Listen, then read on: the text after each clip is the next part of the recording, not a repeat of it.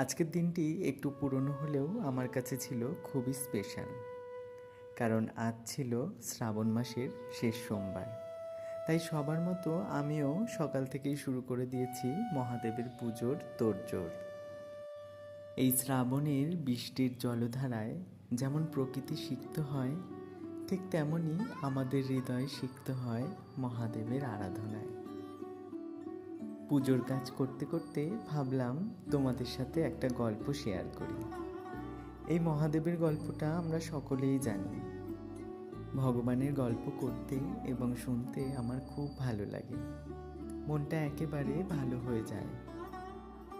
শিবপুরাণে বর্ণিত রয়েছে, এই শ্রাবণ মাসে দেবতাগণ ও অসুরকুল অমৃত লাভের জন্য সমুদ্র মন্থন করেছিল। এই মহাসমুদ্র মন্থনে একাধারে যেমন একে একে উঠে আসে কামধেনু, ঐরাবত, দেবী লক্ষ্মী, অমৃত কলস, ঠিক তেমনই এক সময়ে উঠে আসে এক বিধ্বংসী বিষ, হলাহল বা কালকূট। এই বিষের প্রভাবে সারা বিশ্ব যখন ধ্বংসের মুখে, তখন সকলেই মহাদেবের শরণাপন্ন হইল। দেবাদিদেব মহাদেব করুণাময়, তাই জগতের রক্ষার্থে সেই বিষ পান করে ধারণ করলেন নিজ কণ্ঠে, আর হয়ে উঠলেন নীলকণ্ঠ। কিন্তু এই বিষের প্রভাব ছিল অতীব ভয়ঙ্কর। মহাদেবের প্রদাহ দমন করতে দেবতাগণ মহাদেবের মাথায় মা গঙ্গার শীতল জল অর্পণ করেন, আর কালক্রমে এই ঘটনাই শ্রাবণ মাসে মহাদেবের মাথায় জল ঢালার রীতিতে পরিণত হয়েছে। আমাদের ভোলে বাবা খুব অল্পতেই খুশি, আর এই শ্রাবণ মাস বাবার অত্যন্ত প্রিয়। তাই আমরা এই সময় সকলেই দুধ, ঘি, মধু দিয়ে অভিষেক করে বাবাকে প্রসন্ন করি।